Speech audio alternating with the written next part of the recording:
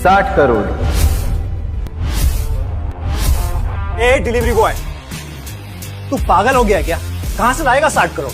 ये नीलामी है, कोई बच्चों का खेल नहीं। यहाँ जो बोला जाता है वो देना भी पड़ता है। अगले ही पल अभिनव ने एक चेकबुक निकाली और उस पर 60 करोड़ का अमाउंट डालकर साइन करने लगा। लगता है इस डिलीवरी बॉय ने जेल जाने की पूरी ठान रखी है।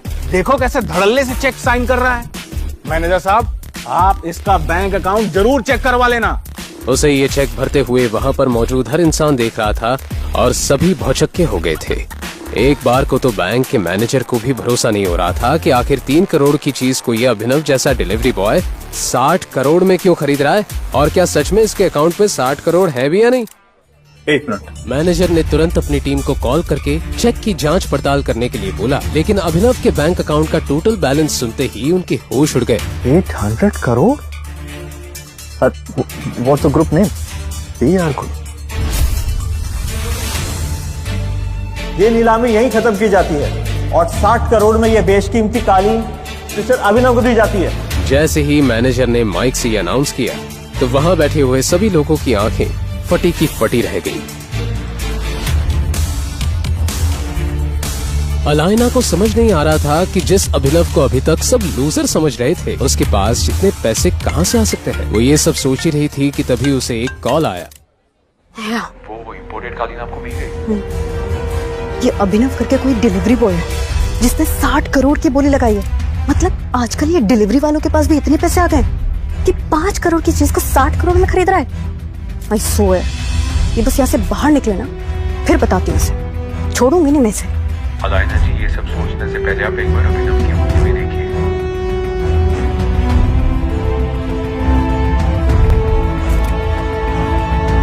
अलाइना घबराकर स्टेज की तरफ बढ़ी और जैसे ही उसकी नजर अभिनव के बाईं हाथ में पहनी हुई अंगूठी पर गई तो वो पूरी तरह से चौंक गई। उसकी आंखें फटी की फटी रह गई और उसने चौंकते हुए कहा,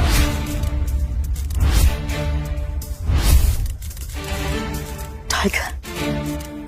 क्या है टाइगर नाम की सच्चाई? कैसे एक डिलीवरी बॉय के अकाउंट में आए 800 करोड़? अगर वो इतना पावरफुल है तो क्यों रह रहा था दुनिया के सामने डिलीवरी बॉय बनकर? इन सब सवालों ने इंस्पेक्टर का दिमाग घुमा दिया था। ये वीडियो उसे एक अनजान लड़की ने दिया था, पर इसके पहले 2 अलग अलग जासूसों ने इंस्पेक्टर को अभिनव के बारे में कुछ बताया था। उसने पहले जासूस की बताई कहानी याद करने की कोशिश की। अभिनव, मेरी बात तो सुनो। देखो, इस रेस्टोरेंट में ना बहुत अमीर लोग आते, और एक बार मेरे कपड़े तो देखो। वैभवी, देखो, यहाँ बहुत अमीर लोग आते और उनमें और हमें जमीन आसमान का फर्क है। वैभवी, तुम उसकी चिंता मत करो, मैंने उसके लिए सेविंग्स कर रखी है ना। आज तुम्हारा बर्थडे है वैभवी। वही तो, तुमने दिन रात ऑर्डर डिलीवर करके पैसे जमा किए। मैं तुम्हें एक दिन में सारे पैसे नहीं उड़ाने दूंगी। वो सब तुम छोड़ दो, तुम बस चलो मेरे साथ। अभी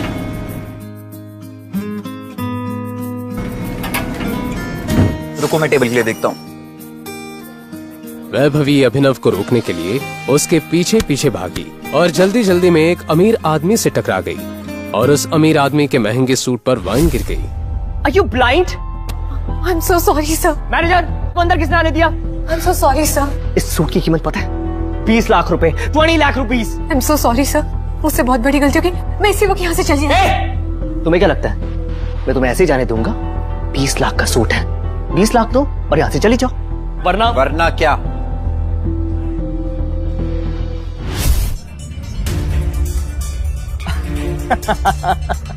ये चल क्या रहा है मैनेजर यहाँ पे? इस रेस्टोरेंट का स्टैंडर्ड ही नहीं रहा कुछ। अभी इसी वक्त मेरी गर्लफ्रेंड से माफी मांगो। एक्सक्यूज मी, मैं इससे माफी मांगू? तुझे मालूम है मैं कौन हूँ? वैभवी उस अमीर आदमी और अभिनव के बीच हो रहे झगड़े को देखकर बहुत घबरा गई। उसे अचानक याद आया कि ये आदमी कोई और नहीं बल्कि सिंघानिया इंडस्ट्रीज के मालिक मिस्टर सिंघानिया का इकलौता बेटा है, जिसे उसने 2 हफ्ते पहले देखा था। अभिनव, हम इस आदमी से माफी मांग के यहाँ से चलते। ये सिंघानिया इंडस्ट्रीज का। रिलैक्स, अभी इसी वक्त मेरी गर्लफ्रेंड से माफी मांगो, वरना आज के दिन के लिए जिंदगी भर पछताओगे तुम। शायद तूने सुना नहीं मैंने क्या बोला। इस शहर का सबसे बड़े हीरे का व्यापारी हूँ। अमीर से अमीर लोग, मंत्री शंत्री मेरी जेब में रहते हैं। चुटकी बजाऊंगा ना, तेरा नामो निशान मिट जाएगा। और अगर मैंने एक चुटकी बजा दी ना तो तुम्हारे बिजनेस का नामो निशान मिट जाएगा। आगे लगे। जब तक वो आदमी अभिनव की बात समझ पाता, अभिनव ने अपना फोन निकाला और किसी को एक मैसेज भेजा। अगले ही पल उस अमीर आदमी को एक कॉल आया। स्टे। हाँ पापा। बेटा, हम बर्बाद हो गए, हमारी कंपनी का शेयर गिर गए और हमें करोड़ों रुपए का नुकसान हो गया। एक सेकंड पापा, ये सब कैसे हो सकता है? और हमें कोई बर्बाद करने की कोशिश कर रहा है। क्या तुमने किसी बड़े आदमी को नाराज किया? अगर किया है तो इसी वक्त माफी मांगो। आखिर कौन है अभिनव और क्या है उसकी असलियत? आखिर कैसे एक ने उस अमीर आदमी का करोड़ों का एम्पायर मिनटों में गिरा दिया?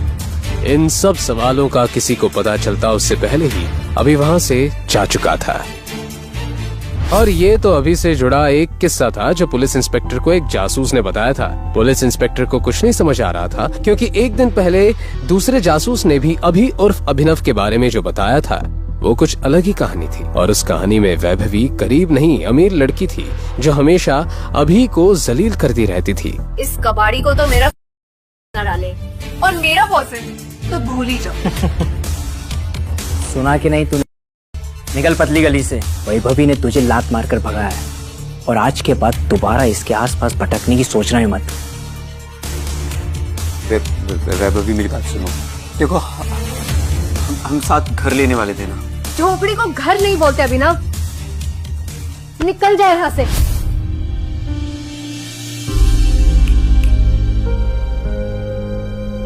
अभिनव की आंखों के सामने उसकी गर्लफ्रेंड वैभवी किसी और की हो गई।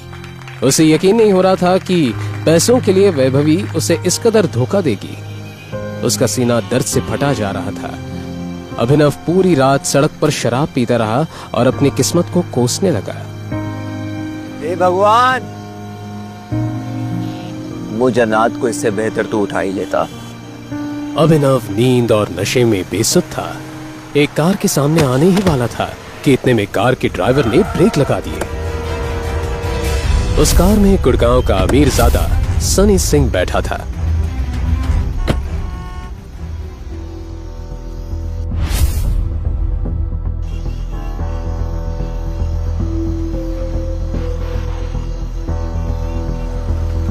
नशे में धुत सनी ने अभिनव को देखकर अपने गार्ड से कहा, परफेक्ट, अब आएगा मजा। इसे उठा कर ना गाड़ी की डिक्की में डालो। मगर बॉस, ये आदमी जितना कहा है उतना करो।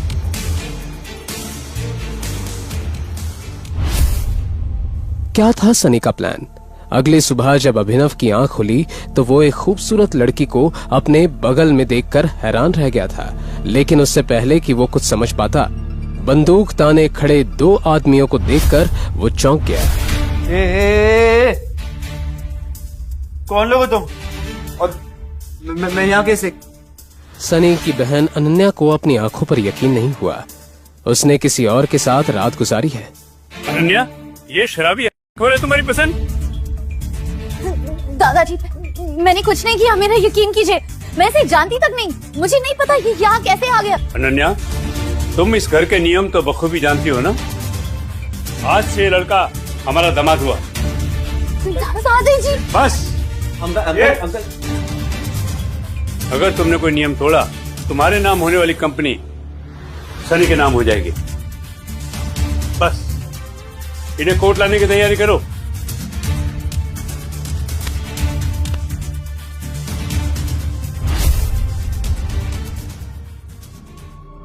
हाथों हाथ जबरदस्ती अभिनव और अनन्या को कोर्ट रजिस्ट्रार के सामने पेश करवा शादी करवा दी गई।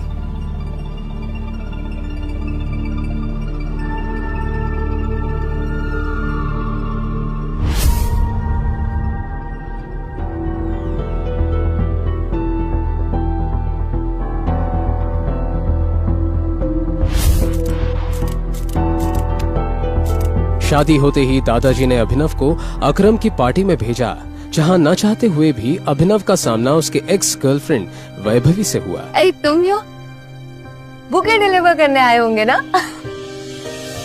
तुम्हें इस लेविश पार्टी में देखकर ना मुझे उल्टी सी आ रही है।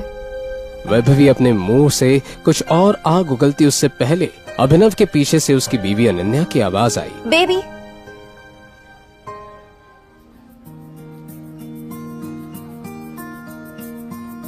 अनन्या ने जैसे ही अभिनव को प्यार से बेबी कहा, मानो अभिनव के दिल के तार फिर से बजने लगे। कहाँ रह गए थे? दादाजी बुला रहे तुम्हें, चल। वो अनन्या की ओर आकर्षित होने लगा था। ज्यादा खुश होने की कोई जरूरत नहीं है। मेरी इन्वेस्टर्स इस पार्टी में है और उन्हें पता है कि हमारी शादी हो गई है। सो ये मेरे हस्बैंड अभिनव। हाय। अभिनव ने हाथ मिलाने के लिए जैसे ही अपना हाथ बढ़ाया, उस इन्वेस्टर की नजर अभिनव की उंगली में पहनी एक रिंग पर गई जिसमें टी लिखा हुआ था। उस इन्वेस्टर के पसीने छूट गए और वो बोला, ये नहीं हो सकता, इट्स इम्पॉसिबल। अनन्या की कंपनी में इन्वेस्ट करने आए 1000 करोड़ की कंपनी के मालिक अभिनव के सामने अपने घुटनों पर बैठ गया और बोला, हमारे 18 सालों की खोज खत्म हुई टाइगर। थैंक यू वापस आने के लिए। क्यों एक मामूली से डिलीवरी बॉय को इन्वेस्टर्स टाइगर बुला उसके सामने घुटने टेक बैठ गए? ऐसी कौन सी दुश्मनी थी जिसकी वजह से सनी ने अपनी ही बहन के चरित्र पर इतना बड़ा दाग लगाया? क्या अभिनव का कोई राज था? क्या होगा जब अनन्या के सामने खुलेंगे सच के भयानक पन्ने? आखिर कौन है टाइगर? शाम को लगातार बजती घंटी की आवाज ने अभिनव को जगा दिया। दरवाजे पे उसकी बीवी अनन्या थी। उसने अभिनव के बिखरे हुए बाल और सिलवटों वाले कपड़े देखकर तुरंत ही उससे पूछा, तुम वापस कब आए? क्या तुम पूरे दिन से घर में सो रहे हो? नहीं, मैं तो दोपहर को आ गया था। वैसे तुम्हें तुम्हारे भाई का कॉल आया है क्या आज? नहीं तो वो मुझे कॉल क्यों करेगा? लगता है सनी सिंह अभी भी मेरी बात को सीरियसली नहीं ले रहा है। अरे नहीं, मैंने तो बस वैसे ही पूछा। अपने भाई का नाम सुनकर अचानक से अनन्या को याद आया कि उसके भाई ने वीआर ग्रुप के साथ सिंह इंडस्ट्रीज के कॉर्पोरेशन का सारा मैटर चिराग के हाथ में दे दिया है। यही सोचकर अनन्या को अंदर ही अंदर बहुत गुस्सा आ रहा था, लेकिन उसे इस बारे में अब और नहीं सोचना था। फिर अचानक अनन्या को याद आया कि कल की रात अभिनव घर नहीं लौटा था। उसे अभिनव पर शक हुआ और उसने पूछा, कल रात तुम कहाँ थे? वो मैं कल अपने पुराने दोस्त के घर पे गया था। बात करते करते लेट हो गया तो वहीं सो गया था। पुराना दोस्त मिस्टर अकरम? होटल से फायर किया हो ना? अनन्या अभिनव को घूरने लगी। उसे यकीन नहीं हो रहा था कि अपने फटीचर पति की दोस्ती शहर के सबसे बड़े बिजनेसमैन और माफिया किंग अकरम से भी है। हाँ, तुमने सही पहचाना।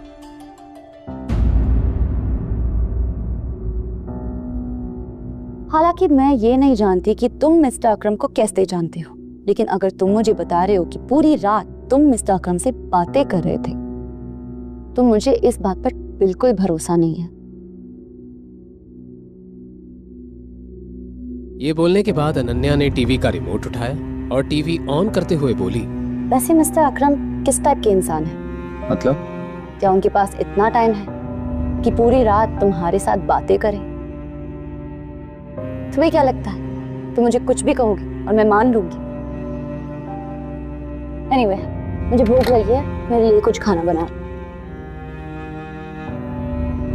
अभिनव अनन्या के लिए उसका फेवरेट पास्ता बनाने की तैयारी करने लगा, लेकिन तभी दरवाजे पर दस्तक हुई और हरदेव सिंह भी घर लौट आए। अभिनव को देखकर हरदेव सिंह ने हमेशा की तरह अजीब सा रिएक्शन दिया और सीधा अनन्या के सामने चिंतित होकर बैठ गए।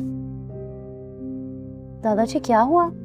आपका मूड किसने ऑफ कर दिया? अरे और कौन हो सकता है बेटा? वो एक ही तो है जिसने जिंदगी में कुछ नहीं सीखा है सिवाय बड़ों की डिसरिस्पेक्ट करने के। दादाजी आखिर बात क्या है?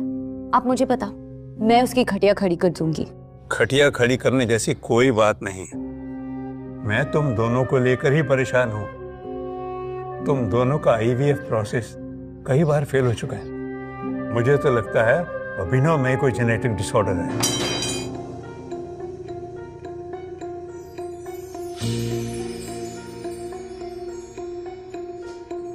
एक तो अनाथ है, परिवार का आता पता नहीं।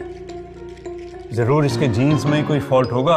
ये बोलते हुए हरदेव का ध्यान किचन की तरफ गया और फिर वो अभिनव को सुनाई दे ऐसी आवाज में बोले, अरे मैं तो चाहता हूं अभिनव एक बार अपना फिजिकल एग्जामिनेशन करवा ले। अरे मैं तो तुम दोनों का भला ही चाहता हूं, और क्या। दादाजी, आप इतनी स्वीट हो, पर क्या हम इस मैटर को थोड़ा साइड में रख सकते हैं अभी के लिए? वैसे ही मेरे सर पे काम का इतना लोड है अभी अभी मेरी कंपनी फाइनेंशियल क्राइसिस से बाहर निकली है। मुझे अभी कंपनी पे ध्यान देना है, ना कि बच्चे पे। बेटा तुम चाहती हो कि मैं इस बात को साइड में रख दूं? अरे 2 साल से ज्यादा हो गया तुम्हारी शादी को, कई बार तुम्हारा IVF प्रोसेस फेल हो चुका है, उसके बाद भी तुम जल्दी में नहीं हो। अरे लोगों को जवाब मुझे देना पड़ता है, ताने मुझे सुनने पड़ते हैं। अरे ऐसा है ना, आगे से लोगों को जवाब खुद ही दे दिया करना। दादाजी प्लीज, मुझे इस टॉपिक पे अभी बात नहीं करनी। अनन्या, अपनी पसंदीदा पास्ता देखकर अनन्या के चेहरे पर स्माइल आ गई। पहली बार अभिनव की तरफ से अनन्या को केयर फील हुई। हालांकि अभिनव तो ऐसा 2 साल से कर रहा था, पर अनन्या ने अभिनव को ध्यान से देखा ही कहाँ था। आज देखा तो पास्ता जैसी छोटी चीज भी उसे भा गई। अभिनव और अनन्या की आंखें टकराई और अनन्या ने धीरे से थैंक यू कहा। अभिनव को भी एहसास हो गया था कि अनन्या के दिल में घर बनाने के सफर में वो एक कदम आगे बढ़ गया है। अनन्या इस पल में इतना खो गई थी कि उसने अपने दादाजी के डिससैटिस्फाइड लुक को पूरी तरह से इग्नोर कर दिया। अभी के लिए तुम्हें फिजिकल एग्जामिनेशन की जरूरत नहीं है, हम इसके बारे में कभी और सोचेंगे। मैं भी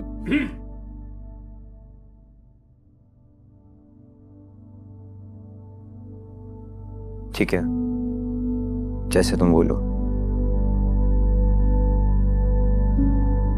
अभिनव अपनी खुशी पूरी तरह जाहिर नहीं कर पाया।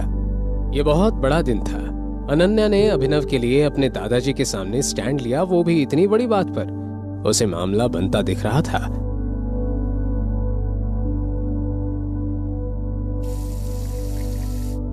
ना चाहते हुए भी अनन्या अभिनव की ओर आकर्षित होने लगी थी।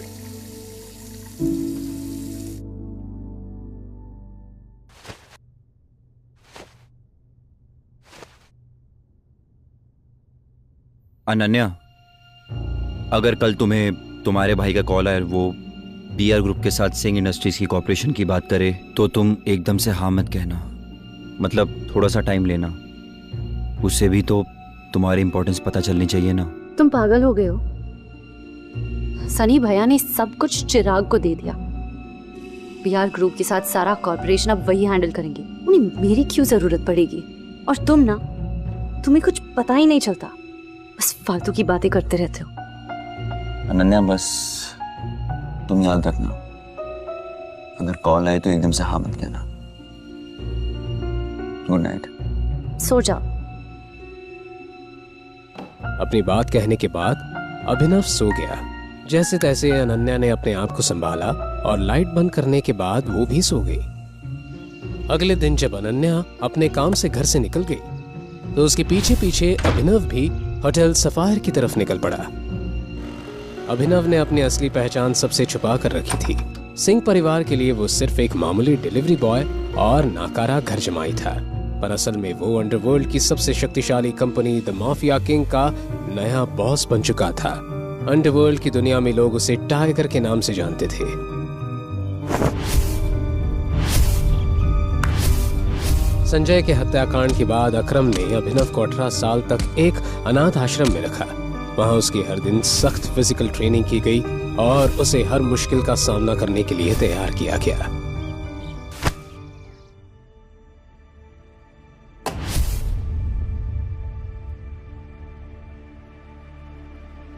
इस कंपनी की बुनियाद उसके पिता संजय ने रखी थी, लेकिन संजय के देहांत के बाद कंपनी की जिम्मेवारी उनके वफादार साथी अकरम के कंधों पर आ गई। जब अकरम को लगा कि अभिनव काबिल हो चुका है, तब उसने उसे माफिया किंग के गद्दी पर बैठाया, लेकिन अपनी असली पहचान सबसे छुपाने की एक शर्त भी रखी। अगर ये शर्त टूटी तो अभिनव को इस गद्दी से हाथ धोना पड़ सकता है। वैसे ऑफिस का आरामदायक माहौल, खासकर जॉब, आपके अंडर एक एफिशिएंट सेक्रेटरी हो जो सब कुछ कर ले और आपको कुछ करने की जरूरत ना पड़े, तो आपको और मजा आने लगता है।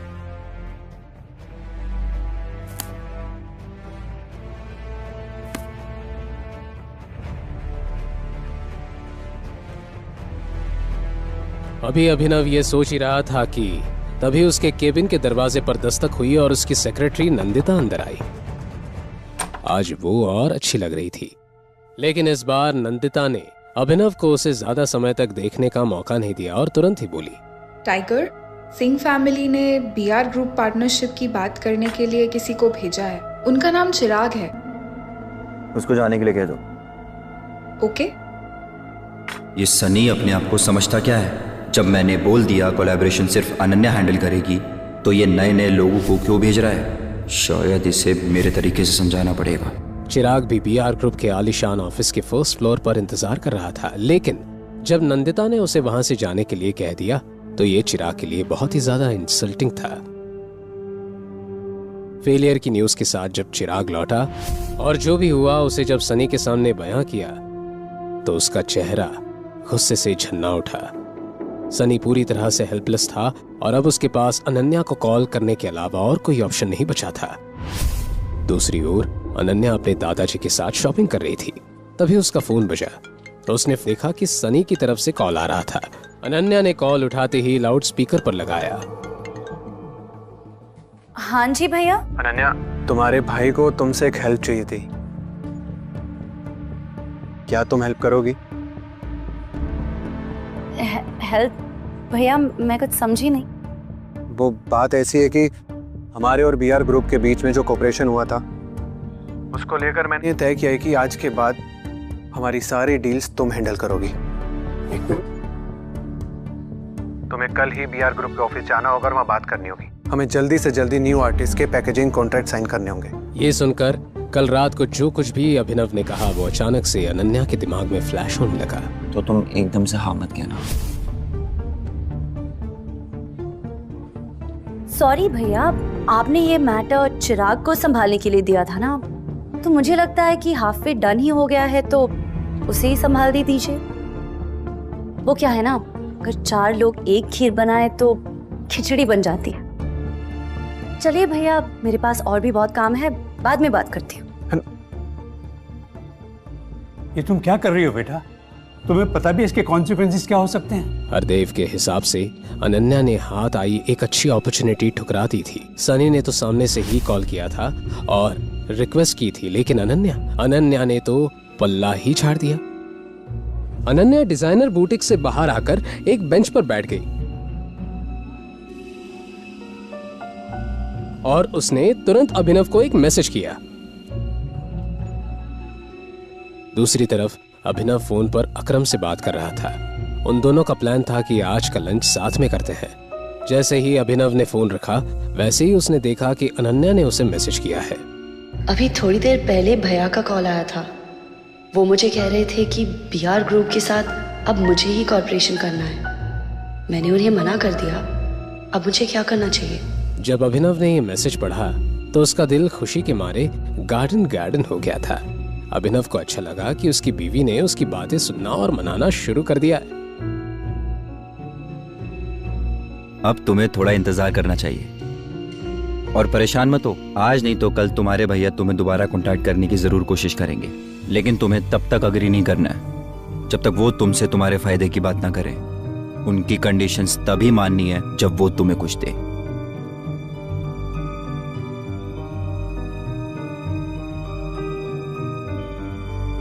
आज बहुत दिनों बाद अभिनव की मुलाकात अकरम से हो रही थी।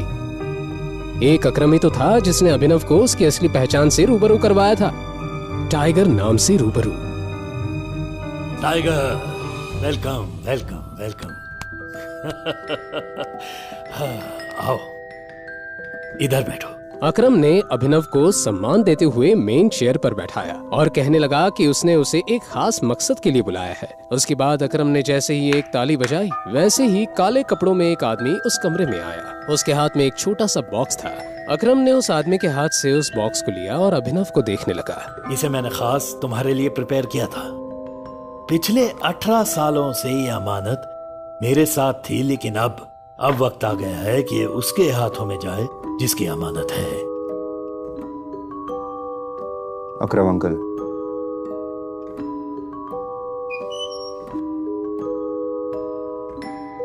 मैं ये अमानत नहीं ले सकता। स्पेशली मैंने तुम्हारे लिए इसे ढूंढा है और वक्त आने पर ये तुम्हारे बहुत काम आएगी। जैसे ही अकरम के मुंह से ये शब्द बाहर आए, वैसे ही उसका फोन बजने लगा। हेलो। फोन उठाने के बाद अकरम के एक्सप्रेशंस कुछ ज्यादा ही सीरियस हो गए थे। ठीक है, देखता हूं मैं। टाइगर, आई एम सॉरी, लेकिन मुझे लग रहा है तुम्हें लंच अकेले ही करना पड़ेगा। मुझे एक बहुत जरूरी काम आ गया है और उसे सेटल करने जाना है। लेकिन तुम मेरा ये गिफ्ट एक्सेप्ट करो। हाँ, इसे तुम मेरी तरफ से अपने बर्थडे का एडवांस गिफ्ट समझो। मैं समझ गया। अब जाइए, अपना काम कीजिए और इसे मैं एक्सेप्ट करता हूँ। Thank you in advance. ठीक है टाइगर, हम जल्दी साथ में लंच करेंगे। ओके। यही बोलते हुए अकरम उस कमरे से निकल गया। अभिनव की नजर उस छोटे से बॉक्स पर अटकी हुई थी। हल्की मुस्कान के साथ उसने उस बॉक्स को उठाया और अपनी जेब में डाल दिया। लंच में हर वैरायटी का खाना था, लेकिन अकरम का ऐसे जल्दबाजी में वहां से चले जाना अभिनव के लिए चिंता का विषय बन गया था। पता नहीं अकरम अंकल को अचानक से क्या काम आ गया। उम्मीद करता हूँ कि छोटा सा मैटर हो और आसानी से वो उसे सॉल्व कर ले। अपना लंच खत्म करने के बाद अभिनव अपनी एक इलेक्ट्रिक स्कूटर पर सीधा घर की तरफ निकल पड़ा। घर पहुंचने के बाद जैसे ही उसने उस बॉक्स को खोला, वैसे ही उसमें से एक अलग तरह की खुशबू आने लगी। उस खुशबू को सूंघकर अभिनव का दिमाग हिल गया था। उसकी स्मेल उसे काफी लुभावनी लग रही थी। उस बॉक्स में एक कैप्सूल थी। उसे देखकर अभिनव के मन में कई तरह के सवाल नाचने लगे थे। क्या है ये? क्या ये सच में कोई दवाई है? क्या सच में इसे खाने के बाद शरीर में ताकत आ जाएगी? लेकिन ये कोई जड़ी बूटी वाली पिल की तरह लग रही है। कहीं ऐसा तो नहीं अकरम अंकल को किसी ने बेवकूफ बना दिया हो? अभिनव ने तय किया कि वो उस दवाई को लेगा। उसने जैसे ही उस पिल को अपने मुंह में रखा, उसे पानी की जरूरत ही नहीं पड़ी। वो कैप्सूल तुरंत ही मेल्ट हो गई और उसके गले से नीचे उतर गई। वो एकाएक चौंक गया। हालांकि अकरम उसे किसी भी तरह नुकसान नहीं पहुंचाना चाहता था, लेकिन फिर भी अभिनव को लग रहा था कि उस पिल में कुछ तो गड़बड़ है। बिना सोचे समझे उसने ये पिल तो ले ली थी, लेकिन कहीं अब अभिनव मर तो नहीं जाएगा कि तभी अचानक से उसे अपने पेट में एक तेज दर्द का एहसास हुआ। कुछ ही सेकंड्स में उसका पूरा शरीर कांपने लगा और देखते ही देखते अभिनव बेहोश हो गया।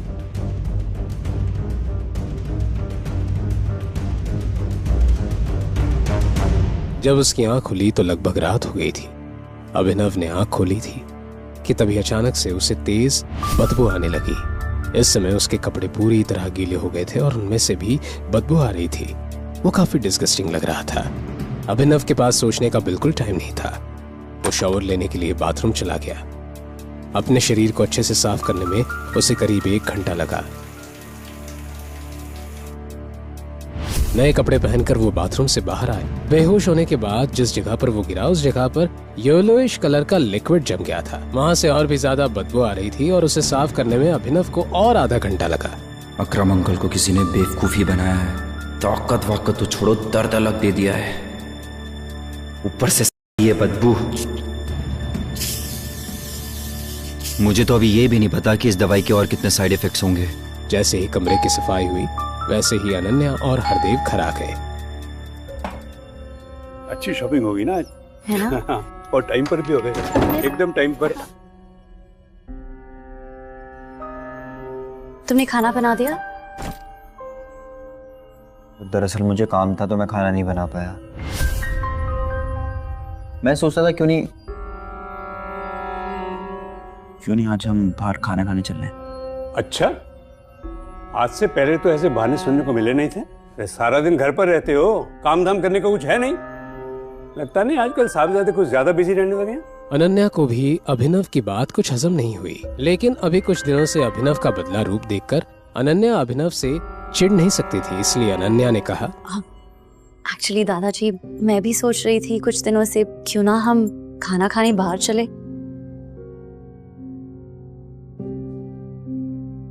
अनन्या की इस हरकत से अभिनव को समझ आ गया कि वो उसकी मदद कर रही है। अभिनव का दिल गार्डन हो गया। अभिनव, ये सब क्या चल रहा है? रिस्पॉन्सिबिलिटी भी कोई चीज होती है।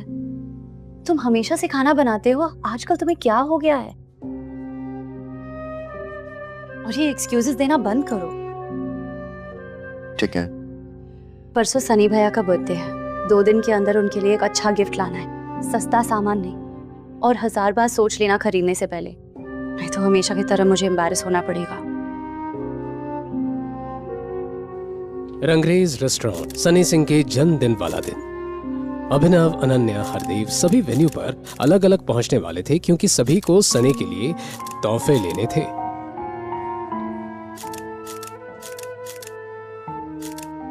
समय देख रही हो? अभिनव अभी तक नहीं आया था और अनन्या उसी का इंतजार कर रही थी। अभिनव ने अनन्या से प्रॉमिस किया था कि इस बार वो भी गिफ्ट देगा, वो सबसे हटके होगा, लेकिन उसके बाद भी अनन्या के दिल में एक खलबली मची हुई थी। जब अनन्या ने देखा कि अभिनव अपने हाथ में ऑर्डिनरी लकड़ी का बॉक्स हाथ में लेकर वहां पहुंच गया है तो उसके चेहरे पर 12 बज गए। क्या यार अभिनव, कम से कम बॉक्स तो गिफ्ट रैप करवाती। अरे मुझे वैसे भी रैप नहीं कराना था और मेरे पास टाइम भी नहीं था ये रैप कराने का। खैर छोड़िए ना, क्या फर्क पड़ता है कि ये बॉक्स कैसा है, बॉक्स के अंदर सामान क्या है वो मैटर करता है ना। अब जब सभी लोग भैया को गिफ्ट देने लगे तब इस बॉक्स को उन गिफ्ट्स के साथ रख देना। इस बार मुझे कोई ड्रामा नहीं चाहिए, थक गई हूँ मैं। ठीक है, जैसे तुम बोलो। सनी सिंह का वफादार दोस्त चिराग ये सब देख रहा था और अभिनव को जलील करने का ये सुनहरा मौका वो अपने हाथ से नहीं जाने देना चाहता था। अब ये फटीचर भी पार्टीज में आएंगे। चिराग, अभिनव मेरा पति है, खबरदार अगर उसे नीचा दिखाया तो। लोग अनन्या, मैं तुम्हारी फीलिंग्स को हर्ट नहीं करना चाहता, पर इस फटीचर को पता भी तो होना चाहिए कि इसकी शादी एक करोड़पति लड़की से हुई है। कब तक ऐसे भिखारियों की तरह घूमता रहेगा? अपने काम से काम रखो, मुझे यहाँ पर कोई सीन क्रिएट नहीं करना है। बकवास बंद कर और अपनी औकात मेरा समझा। और भूल मत, तू एक मामूली सा डिलीवरी बॉय था। अनन्या से शादी की होगी, ज्यादा हवा में उड़ रहा है क्या? उससे कोई फर्क नहीं पड़ता है मैं जितना मर्जी यूजलेस हूँ, लेकिन तुझसे काफी बेटर हूँ, जिससे बीआर कंपनी ने कचड़े की तरह अपने ऑफिस से बाहर निकाल दिया था। मामला कुछ ज्यादा ही गर्म हो गया था। चिराग शहर के बड़े बड़े गुंडों के साथ में भी उसका अच्छा खासा उठना बैठना था, लेकिन उसके बाद भी उसने चिराग से पंगा ले लिया। हो गया कल्याण, आज की रात अभिनव के लिए अच्छी नहीं जाने वाली। ऐसा ही होना चाहिए था इसके साथ। सिंह खानदान के लोग अभिनव को मार खाता हुआ देखना चाहते थे। जैसे ही चिराग ने मुक्का मारने के लिए अपना हाथ अभिनव की ओर बढ़ाया, वैसे ही अभिनव ने तुरंत ही उसका हाथ पकड़ लिया और कड़क अंदाज में बोला, क्या तू अभी भी मुझे मारना चाहता है? कुत्ते कमीना, मैं तो तेरा खून पी जाऊंगा। जैसे ही चिराग के मुंह से शोले फिल्म का ये पुराना डायलॉग आया, अभिनव ने उसका हाथ इतनी जोर से ट्विस्ट किया कि चिराग की हालत खराब हो गई और वो चीखने लगा। मुझसे बहुत नफरत है ना, घिन आती है मुझसे। तो मेरा हाथ तुझे लगेगा तो खुद से भी घिन आएगी। अपनी ताकत का ऐसा अंजाम देखकर अभिनव खुद चौंक गया था। इतनी ताकत अचानक उसमें कैसे आई? कहीं ये अकरम से मिली कैप्सूल का कमाल था? दूसरी तरफ चिराग दर्द से छटपटाते हुए जमीन पर पड़ा था। ये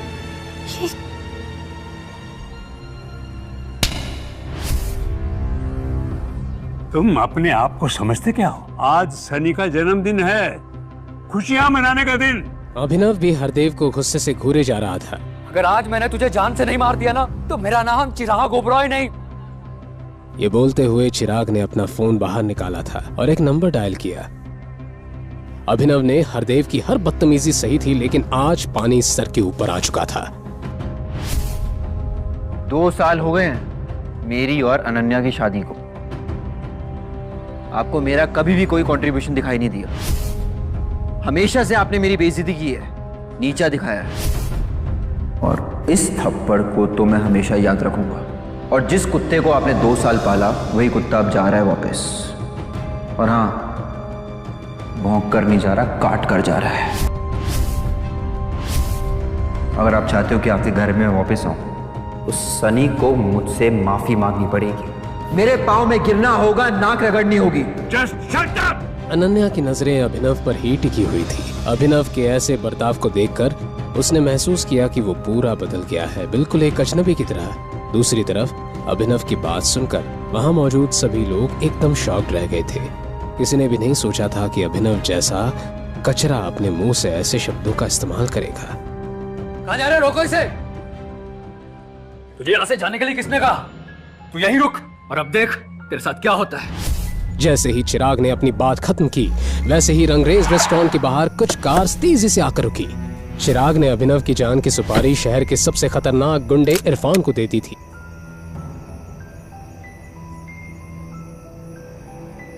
अपने आदमियों के साथ इरफान गुस्से से जैसे ही अंदर आया, चिराग ने उससे कहा, इरफान भाई फाइनली आप आ गए।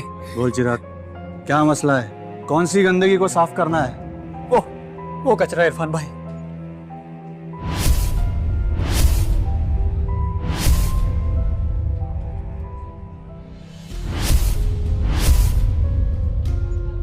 तो तुम हो जिसने मेरे भाई को मारा है।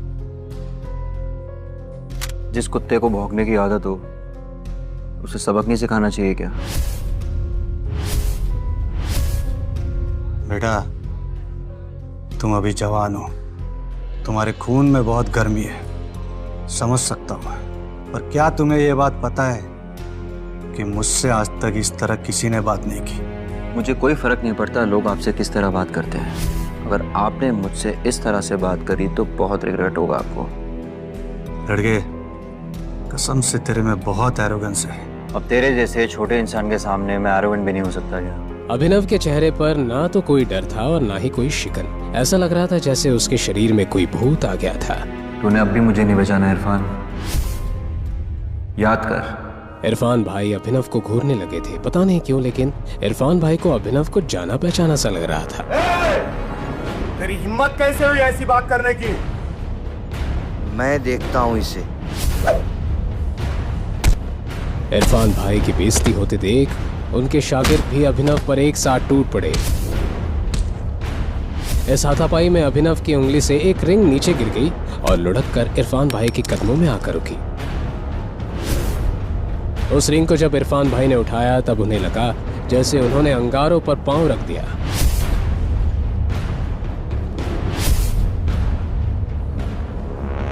वो तुरंत अभिनव के पैरों में गिर गए और कहने लगे, टाइगर, मुझे माफ कर दो टाइगर, मेरे से बहुत बड़ी भूल हो गई। क्या अब अभिनव का राज सबके सामने आने वाला है?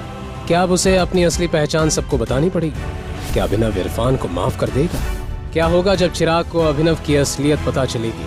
आखिर बीआर ग्रुप से अभिनव का क्या ताल्लुक है? क्या अकरम ने दी हुई पिल का कोई साइड इफेक्ट होगा? अनन्या द्वारा किए गए सवाल का जवाब अभिनव देता।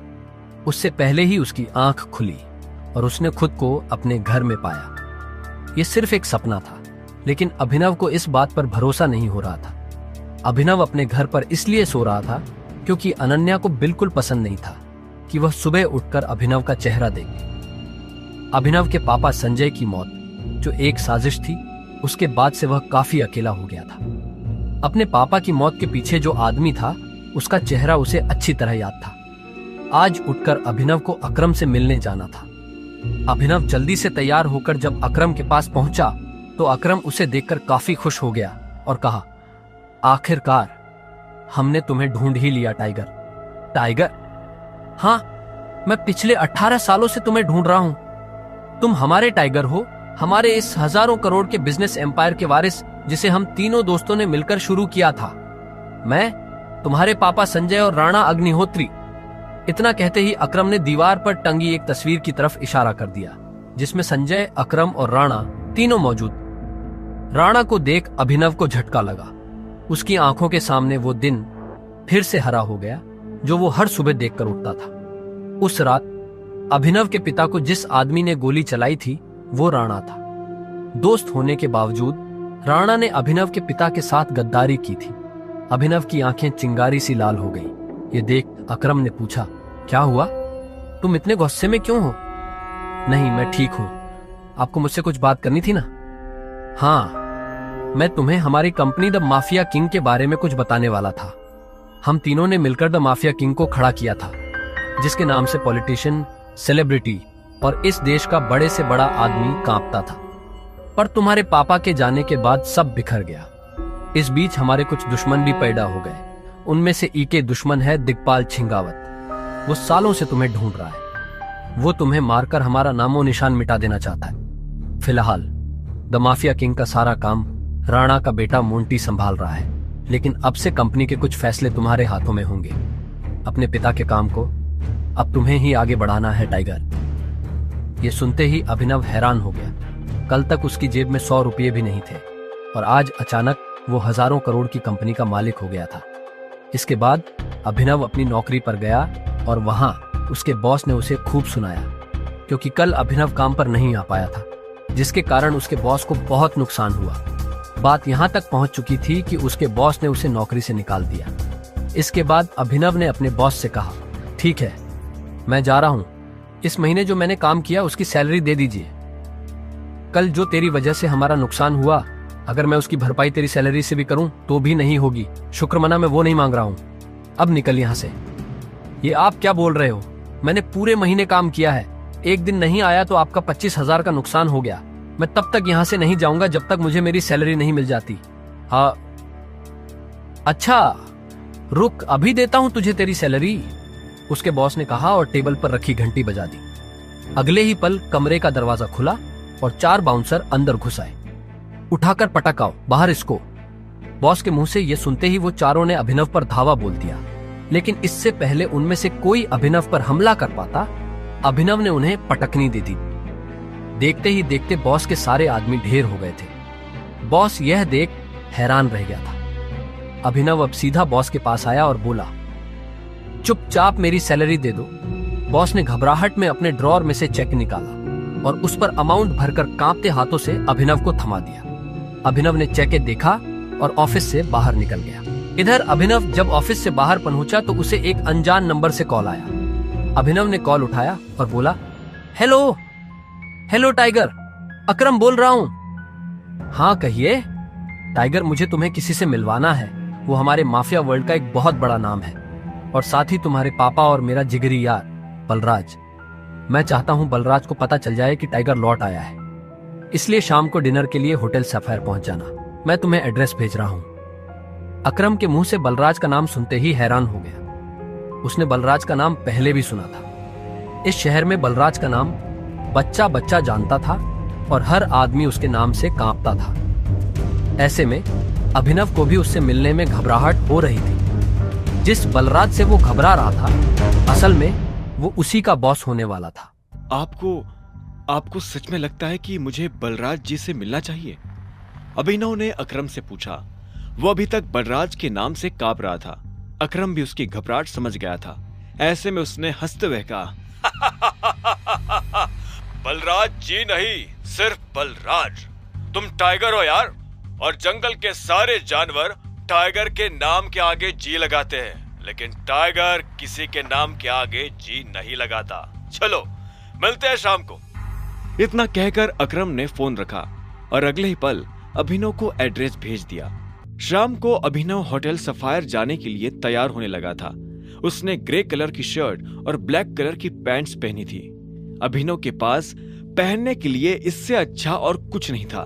उसने अपने घर से एक कैब ली और सीधा होटल सफायर पहुंच गया। जैसे उसने होटल को बाहर से देखा तो वो देखता ही रह गया। उसने आज तक इतने बड़े होटल को इतने पास से नहीं देखा था। अकरम ने अभिनव को अपने साथ अंदर आने का इशारा किया। अभिनव अकरम के पीछे चला जा रहा था।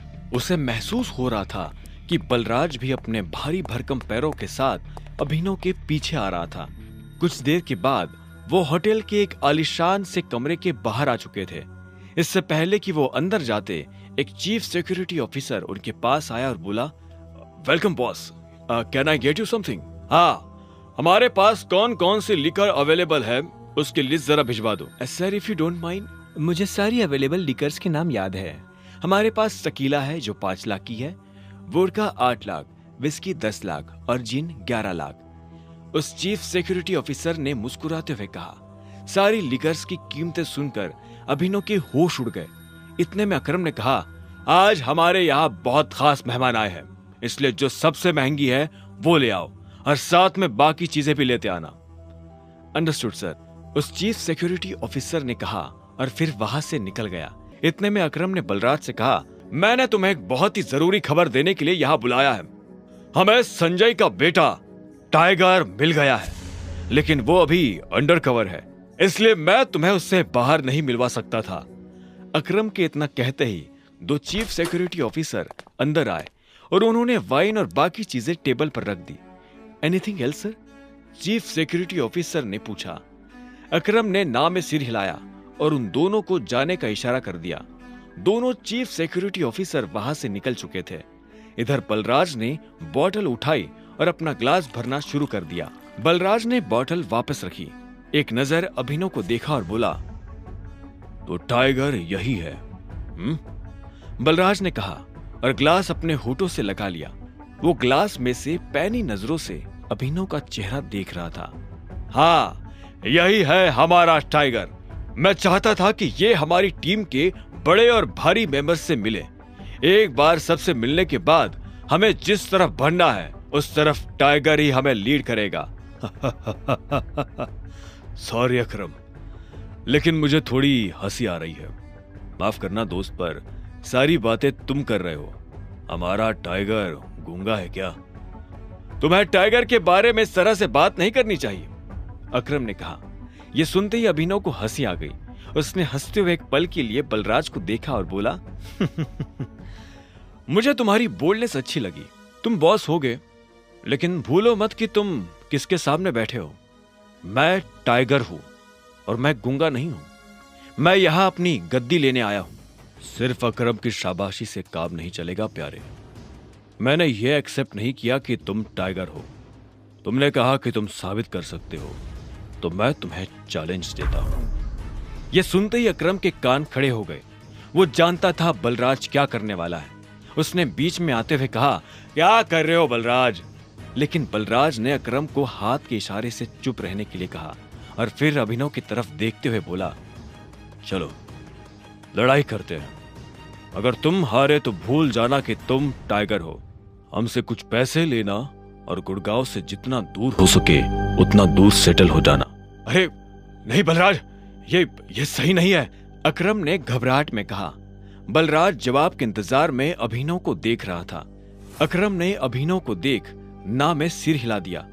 अभिनव ने अकरम से नजर हटाई, बलराज को देखा, अपना ग्लास उठाया, एक सांस में सारी शराब गटकी और जोर से ग्लास टेबल पर पटक कर बोला, कब करनी है लड़ाई?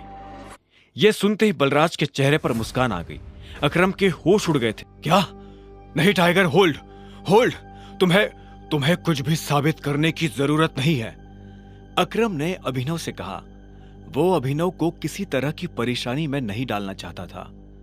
अकरम, मैं जो कर रहा हूं अपनी मर्जी से कर रहा हूं। बलराज जो आज मेरे मुंह पर बोल रहा है, मैं नहीं चाहता कि कल को कोई भी एरा गेरा मेरे पीठ पीछे बोले, अभिनव ने कहा और बलराज की आंखों में देखने लगा।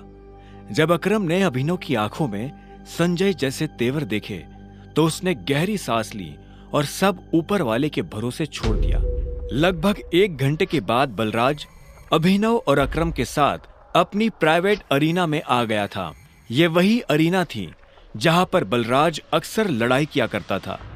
तो अकरम मियां, किस पर दाव लगाओगे, मैं या ये? बेवकूफी भरा सवाल है बलराज। टाइगर के होते हुए किसी और पर दाव लगाया जा सकता है क्या? अकरम ने जवाब दिया। बुरी तरह पछताओगे, मुंह छिपाने की भी जगह नहीं मिलेगी, बलराज ने हंसते हुए कहा और रिंग में दाखिल हो गया। दोनों के बीच लड़ाई शुरू हुई और बलराज चिंघाड़ते हुए अभिनव की तरफ दौड़ा। उसने जैसे ही अभिनव पर पहला मुक्का मारा तो अभिनव एक बार को सन्न रह गया। बलराज किसी हाथी जैसा लग रहा था। उसका मुक्का अभिनव की नाक तोड़ता उससे पहले अभिनव को होश आया और उसने अपना सिर नीचे झुका लिया। बलराज का मुक्का खाली गया और वो पलटकर अभिनव को देखने लगा। उसके चेहरे पर हंसी थी। बलराज फिर से भागते हुए अभिनव की तरफ आया। उसने फिर से हवा में मुक्का ताना। अभिनव ने फिर से अपना सिर झुकाया और बलराज की पीठ पर घुमाकर एक लात मार दी। बलराज धक्का खाकर रिंग पर गिर गया। इधर अभिनव दूसरे कोने में खड़ा हो गया था। बलराज को इस बार गुस्सा आया। वो फिर से तेजी से अभिनव की तरफ बढ़ा और अभिनव ने झुककर उसके पैर पर लात मार दी। बलराज अपने आप को संभाल नहीं पाया और फिर से नीचे गिर गया। ये देख अकरम को मजा आ गया। उसने बलराज से कहा, सरेंडर कर दो बलराज, क्यों अपना रिकॉर्ड खराब कर रहे हो? मैं बाहर किसी से नहीं कहूंगा कि तुम टाइगर से हारे थे। बलराज ने गुस्से में फर्श पर अपना हाथ मारा और झटके से खड़ा हो गया। इसके बाद उसने एक के बाद एक अभिनव पर मुक्के बरसाना शुरू कर दिए। अभिनव ने अपने आप को उसके मुक्कों से बचाया और आखिर में जैसे ही बलराज का मुक्का अभिनव के चेहरे पर पड़ने वाला था, अभिनव ने उसे रोका और बलराज के पेट में एक मुक्का मार दिया। बलराज दर्द के मारे नीचे झुका।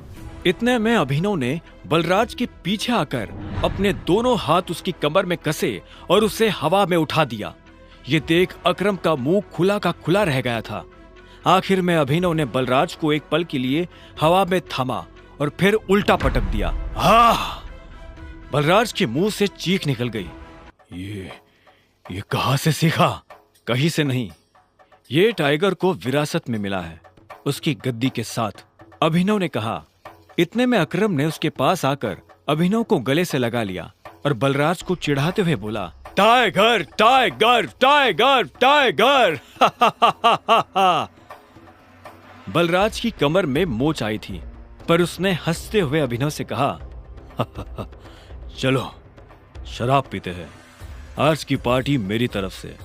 इस बात पर अकरम ने कहा, ऐसे नहीं, ऐसे पूछो कि टाइगर, क्या आप मेरे साथ शराब पीना पसंद करेंगे? क्या आप मेरे साथ शराब पीना पसंद करेंगे मेरे टाइगर? बलराज ने कहा और अभिनव के सामने नीचे झुक गया। अभिनव ने मुस्कुराते हुए बलराज को उसके कंधे से पकड़कर ऊपर उठाया और बोला, क्यों नहीं। ठीक इसी वक्त अभिनव का फोन बज उठा। उसने देखा अनन्या का फोन था। हाँ अनन्या, मेरे मम्मी पापा वापस आ गए हैं। जो कुछ भी हुआ उसके बारे में उन्हें पता चल चुका है। वो तुमसे मिलना चाहते हैं। तुम अभी के अभी मेरे दादाजी वाले घर आओ। अभिनव ने फोन जेब में डाला।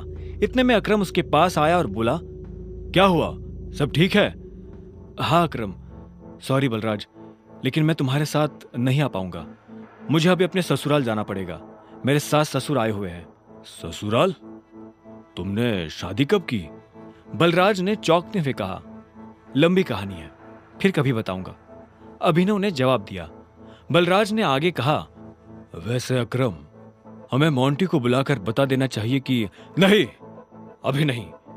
जब तक चीजें साफ नहीं हो जाती तब तक किसी को भी भनक नहीं लगनी चाहिए कि टाइगर लौट आया है। मोंटी जो कर रहा है उसे करने दो, अकरम ने कहा। इतने में अभिनव ने कहा, चलो मैं निकलता हूं।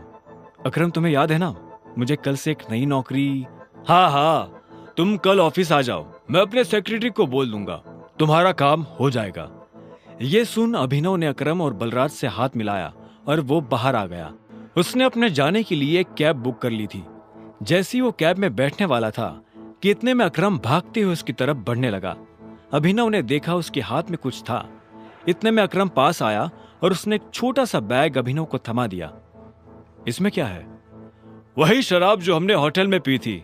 अपने सास ससुर को पिलाना। उनकी पूछतों ने भी कभी इतनी महंगी शराब नहीं पी होगी।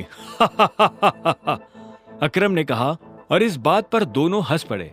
आखिर में अभिनव ने कहा, इन सब के लिए thanks, thank you so much.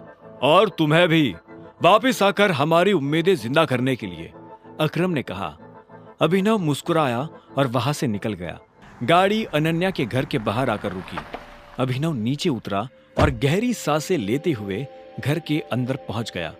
उसने देखा कि अनन्या के माता पिता यानी शर्मिला और राजीव सोफे पर बैठे हुए थे। वो उन्हें देखते ही पहचान गया था। वो दोनों भी अभिनव को अंदर आते हुए देख रहे थे। अभिनव जितने अच्छे से मुस्कुरा सकता था वो उतने अच्छे से मुस्कुरा रहा था। नमस्ते मम्मी जी।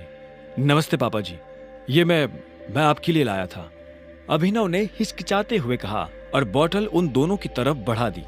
शर्मिला ने अभिनव को देखते ही अपना मुंह फेर लिया था, लेकिन राजीव की नजर जैसे ही बोतल पर पड़ी तो उसने तुरंत अभिनव के हाथ से बोतल ले ली। क्या बात है, ये तो काफी महंगी लग रही है। माय गॉड, क्या खुशबू है, देखो, राजीव ने कहा और बोतल शर्मिला की तरफ बढ़ा दी। शर्मिला ने उसे झटके से दूर किया और बोली, क्या तुम भी? मुझे तो लगता है कि ये कहीं से बोतल चोरी करके लाया होगा। तुम्हें लगता है कि इसके जैसा आदमी इतनी महंगी शराब अफोर्ड कर पाएगा?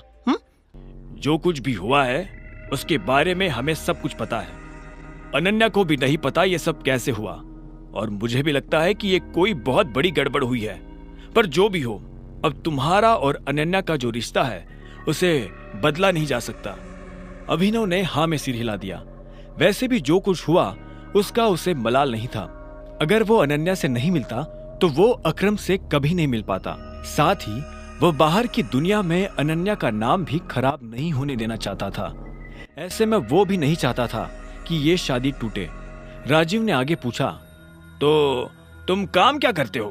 मैं डिलीवरी बॉय का काम करता था, लेकिन मुझे आज नौकरी से निकाल दिया गया है। अभिनव ने कहा। उसके ये शब्द किसी बम की तरह उन दोनों पर गिरे। इससे पहले कि शर्मिला कुछ कहती, राजीव ने कहा, कोई बात नहीं, लेकिन तुम्हें जल्द से जल्द कोई नई नौकरी ढूंढनी होगी। अब तुम जा सकते हो, राजीव ने शांति से कहा। अभिनव उठा और बाहर निकलने लगा। इतने में शर्मिला के गुस्से में और एक उबाल आया और वो अभिनव के पीठ पीछे बोली, देखो कैसा ढीठ है, ओवर कॉन्फिडेंस देख रहे हो इसका? जेब में 10 रुपया नहीं है पर चल ऐसे रहा है जैसे किसी जंगल का टाइगर हो। भाड़ में जाए ऐसा कॉन्फिडेंस। और तुम, नौकरी का मतलब ये नहीं कि कल को तुम पार्किंग लॉट में बैठकर लोगों की गाड़ियों की रसीद काटो। मेरा मतलब है एक नौकरी जैसी नौकरी। अगर कल तक तुम्हें वो नौकरी मिल जाती है तो तुमने जो कहा है मैं उसके बारे में सोच सकती हूँ। शर्मिला से ये सुनते ही अभिनव के चेहरे पर एक बड़ी सी मुस्कान आ गई। शर्मिला को नहीं पता था कि अभिनव कौन है और उसके पीछे किसका हाथ है। उसने मुस्कुराते हुए हाँ में सिर हिलाया और घर के अंदर जाने लगा। रात बहुत हो चुकी थी और उसे पता था कि इस वक्त वो अपने घर नहीं जा सकता।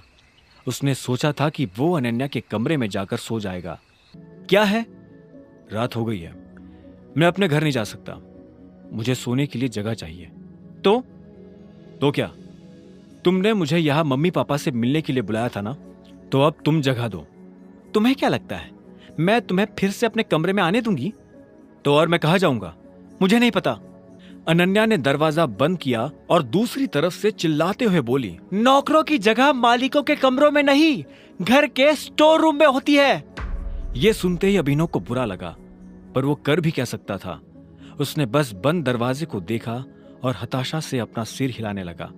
उसे पता था कि उसे बाकी कमरों में भी कोई जगह नहीं मिलने वाली है, इसलिए जहां इस घर के नौकर सोया करते थे अभिनव वहां चला गया।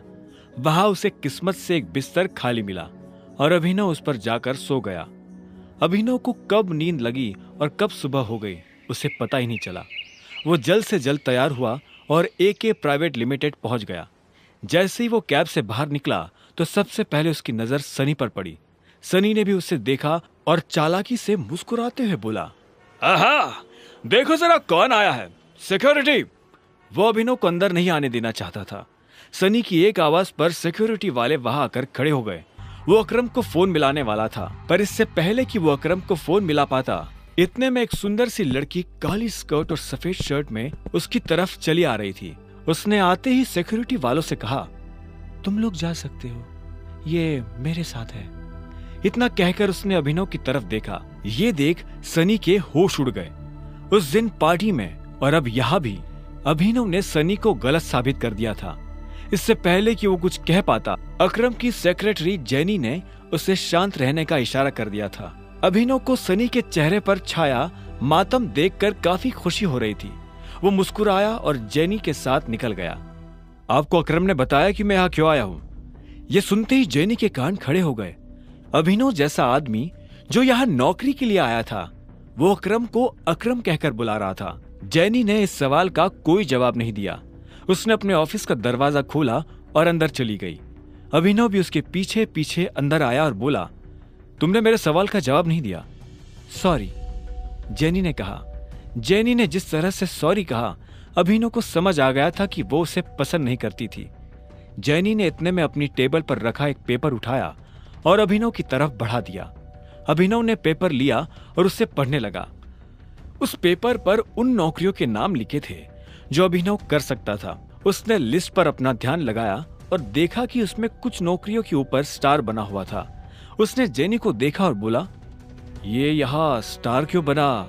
ये स्टार इसलिए बना है क्योंकि इन पोजीशंस पर हमारे पास ऑलरेडी कोई ना कोई काम कर रहा है और हम इन पर नई भर्ती नहीं ले रहे हैं। तुम चाय लेना पसंद करोगे या कॉफी? मैं मैनेजर बनना पसंद करूंगा।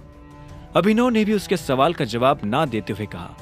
ऐसे में जेनी बोली, लेकिन मैनेजर की पोजीशन पर पहले से स्टार बना हुआ है। आप पता है मुझे, तो जिस पोजीशन पर पहले से कोई बैठा हुआ है उस पर तुम कैसे बैठ सकते हो? तुम क्या उस एम्प्लॉय को कंपनी से बाहर करवाना चाहते हो? मैंने तो ऐसा नहीं कहा, मैं बस इतना जानता हूं कि लिस्ट मुझे तुम्हें नहीं दी थी। हाँ, लेकिन तुम्हारा नाम? जेनी। जेनी ने गुस्से में कहा। अभिनव के सवालों से उसे चिढ़ हो रही थी। अभिनव को उसके नाम से कोई मतलब नहीं था। उसने आखिर में कहा, देखो जेनी, इसमें मेरी कोई गलती नहीं है। तुमने मुझे लिस्ट लाकर दी, मैंने उसमें से अपनी पसंद की पोस्ट चुन ली। अब आगे क्या करना है वो तुम देखो।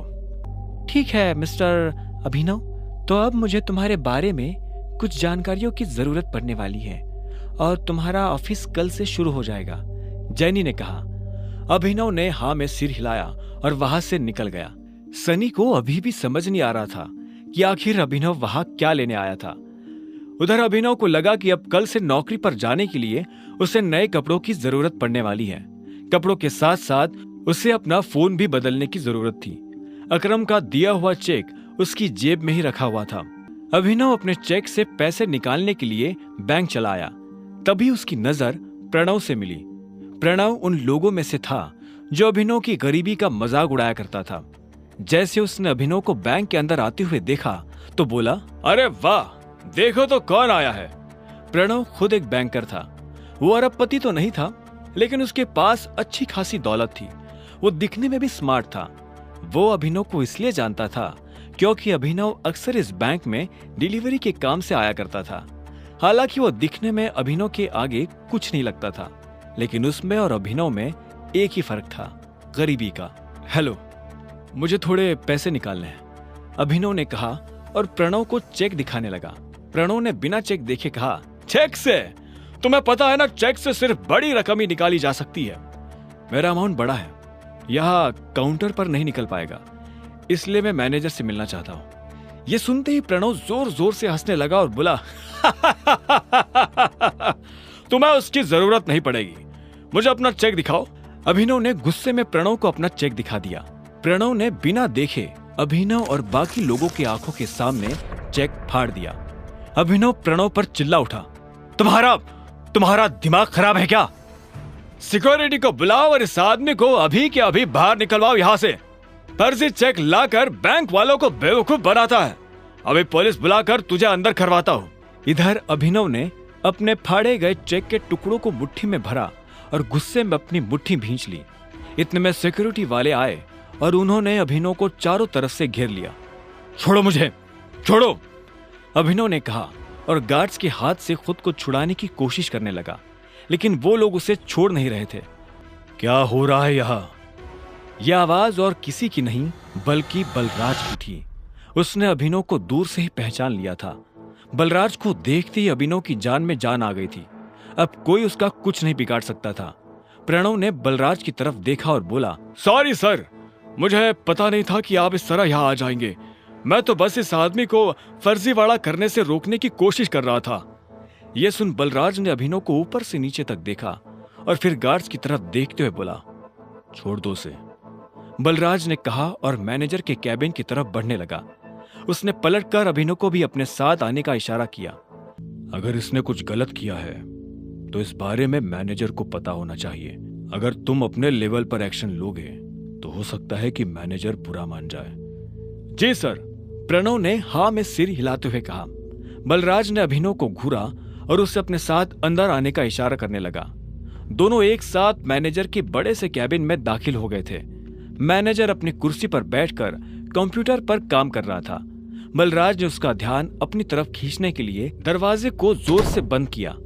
अचानक से मैनेजर की नजर दरवाजे पर पड़ी। जब उसने देखा कि सामने बलराज खड़ा है तो मैनेजर खुद अपनी कुर्सी से खड़ा हो गया। बलराज सर, आप यहाँ कैसे? मुझे बुलवा लिया होता। बलराज ने उसे खींचते हुए देखा और बोला, वैसे तो मैं यहाँ कुछ काम से आया था, लेकिन बाहर जो मैंने तमाशा देखा तो मुझे लगा कि पहले उसके बारे में तुमसे बात कर लेनी चाहिए। तुम्हें पता है ये साहब कौन है? मैनेजर ने अभिनव की तरफ देखा। उसकी नजर उसके चेहरे से फिसलते हुए उसके हाथों और आखिर में उसकी अंगूठी पर चली गई। जैसे ही उसने अंगूठी पर बने उस निशान को देखा तो मैनेजर का मुंह खुला का खुला रह गया। उसके मुंह से निकला, बाप रे बाप, ये टाइगर है। ये कौन है? अभिनव ने बलराज से पूछा। ये उस टीम का आखिरी हिस्सा है जिस टीम के तुम कैप्टन हो टाइगर। इससे पहले कि अभिनव कुछ कह पाता, मैनेजर उसके पैरों में आकर गिरा और बोला, टाइगर, आपको यहाँ कितनी देर हुई और मैं आपके लिए क्या कर सकता हूँ? फिलहाल तो आप मेरे पैरों में से उठ जाइए। आपको और इनको छोड़कर किसी को नहीं पता कि मैं टाइगर हूँ, अभिनव ने कहा। यह सुनते ही मैनेजर अपनी जगह पर खड़ा हो गया और बोला, आपको देखकर बहुत अच्छा लगा। अब आप आ गए हैं तो हमें जरूर इस मुसीबत से बाहर निकाल ही लेंगे। वो सब तो ये कर ही लेंगे, लेकिन उससे पहले आपको अपने नौकरों को सबक सिखाना पड़ेगा, क्योंकि अगर मैं सबक सिखाने पर आ गया तो आपको पता ही है क्या होगा।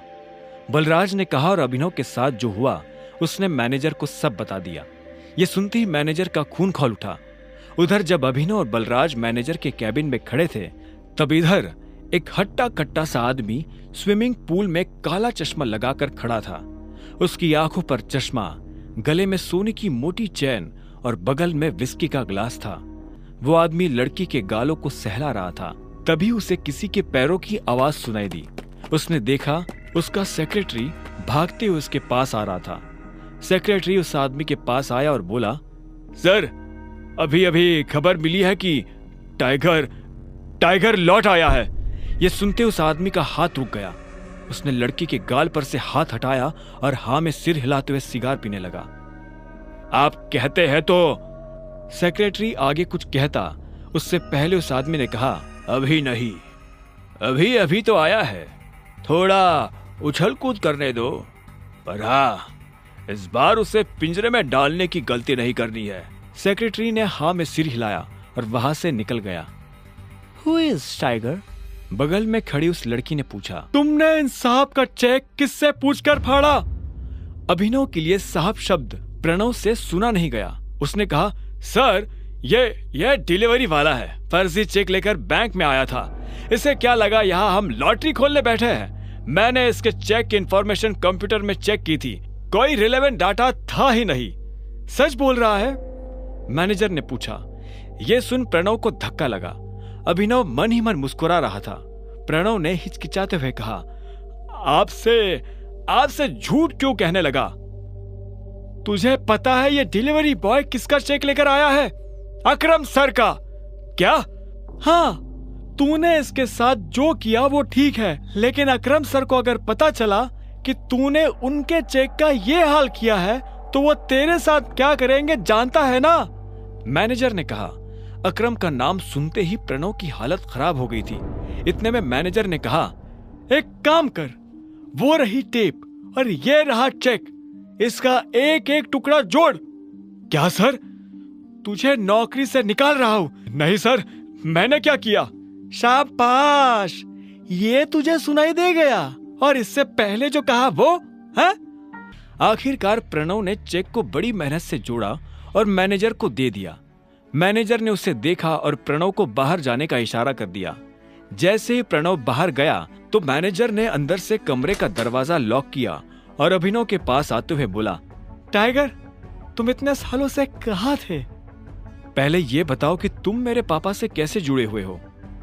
मैं उनकी टीम का हिस्सा हूं, मैनेजर ने जवाब दिया। इतने में बलराज ने कहा, टाइगर वापस तो आ गया है, लेकिन मोंटी के वापस आने तक किसी को भनक भी नहीं लगनी चाहिए, वरना गेम हो जाएगा। हाँ, बलराज सही कह रहा है टाइगर, हम शेरों के बीच एक भेड़िया घुस आया है। वो तुम्हारी और हमारी सारी खबर हमारे दुश्मनों को देने वाला है, इसलिए संभल कर रहना पड़ेगा टाइगर। भेड़िया? तुम्हारा मतलब जासूस? अभिनव ने पूछा। बलराज ने कहा, हाँ, इसके बारे में मोंटी तुम्हें डिटेल में बताएगा, और तब तक गुफा से बाहर आना नहीं, और आओ तो अंधेरे में। इस बीच हमें तुम्हारे पापा यानी हमारे संजय के कातिल का भी पता लगाना है, और साथ ही ये भेड़िया।